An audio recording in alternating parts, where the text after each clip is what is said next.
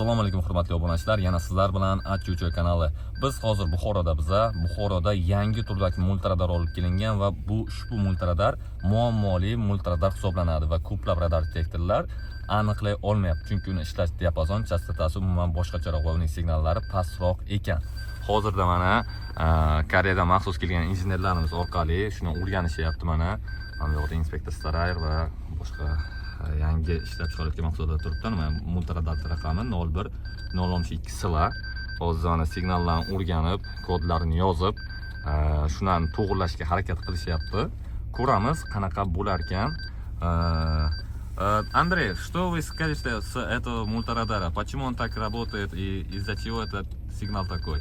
Ну, пока мы не знаем, это пока мы еще надо изучать, поэтому, ну, мне кажется, может быть, очень слабый сигнал или частота чуть-чуть другой, может быть, изучаем.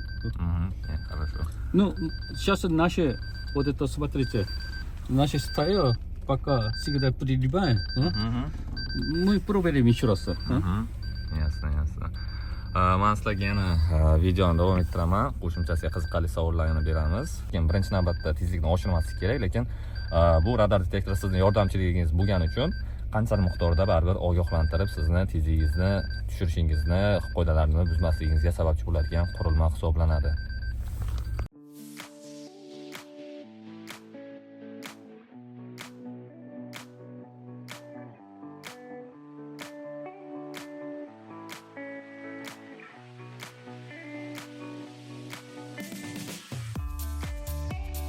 Xo'p, azizlar, hozir bir ikkita savollar beramiz akaga, keyin qo'shimchasi aytishim mumkin. Ushbu multiradar yo'lni juda ham chekkasida turibdi va ko'rib turganingizdek, bu Xorazmga ketadigan trassa hisoblanadi va bu yerda juda ham kam mashina o'tadi. Ya'ni radar detektorini ishlash uchun radardan chiqayotgan nurlar mashinaga tegib, отражение orqali aniqlash masofasi ko'payadi, lekin bu yo'q cho'l zonasi yoki ochiq zona bo'lgani uchun yo'llarda hattoki qanaqadir narsalarga tegib qaytadigan narsalar ham yo'q. Shuning uchun radarni ishlashi, radar detektorini ishlashi shunchasi kamroq. Lekin biz endi inspektor Starayerga qaytamiz. Inspektor Starayer haqida gaplashamiz.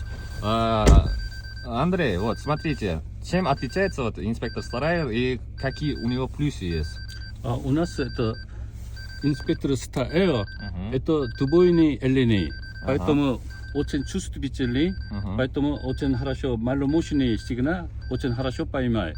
И второй, смотрите, экран цветный, да, все информация одновременно показывает, название сигнал, и еще, если ты базы данные, тогда дистанцию тоже показывает, и если это тоже базы данные, какие тоже название камера, тоже показывает.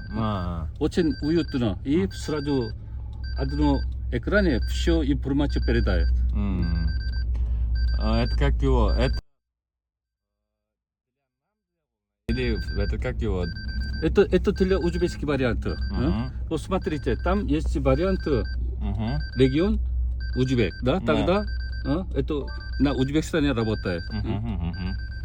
Да, у нас тем более радары очень малошумные, да, у нас сигнал, этот, например, мультирадар или очень кузов, они сигнал недалеко подходит. Да. Ну, это двойный LNA, да? Поэтому сигнал, ну, малошумный, да?